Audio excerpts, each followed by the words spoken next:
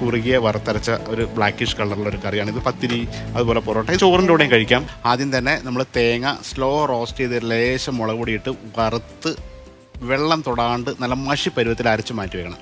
അതിനുശേഷം ഒരു പാനിനകത്ത് വെളിച്ചെണ്ണ ഒഴിച്ച് പെരിഞ്ചീരകം, ഇഞ്ചി, വെളുത്തുള്ളി, പച്ചമുളക്, തേങ്ങാക്കൊത്തൊക്കെ ഇട്ടിട്ട് നന്നായിട്ടൊന്ന് റോസ്റ്റ് ചെയ്തിട്ട് ചെറിയ ഉള്ളി നന്നായിട്ട് സ്ലൈസ് ചെയ്ത് ചേർത്ത് നന്നായിട്ട് വഴറ്റിയെടുക്കുന്നു. അതിനുശേഷം അതിലേക്ക് മല്ലിപ്പൊടി, മഞ്ഞൾപ്പൊടി, മുളക് പൊടി, ലേശം ഗരം മസാല, കുരുമുളക് പൊടി, ആവശ്യത്തിന് ഉപ്പിട്ട് റോസ്റ്റായി വന്നതിന് ശേഷം ടൊമാറ്റോയുടെ പേസ്റ്റ്, തക്കാളിയുടെ പേസ്റ്റ് ഇട്ടതാണ്. തക്കാളി പേസ്റ്റൊക്കെ ചേർത്ത് ഈ ഗ്രേവി നന്നായിട്ട് വരുന്നു.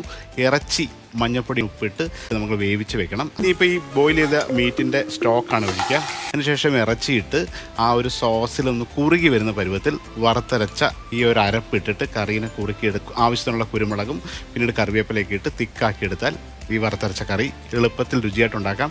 ഇനി ബീഫ് അല്ലെങ്കിൽ ചിക്കൻ ആയാലും ഇതേ മെത്തേഡിൽ അസാധ്യമായ രുചിയായിരിക്കാം.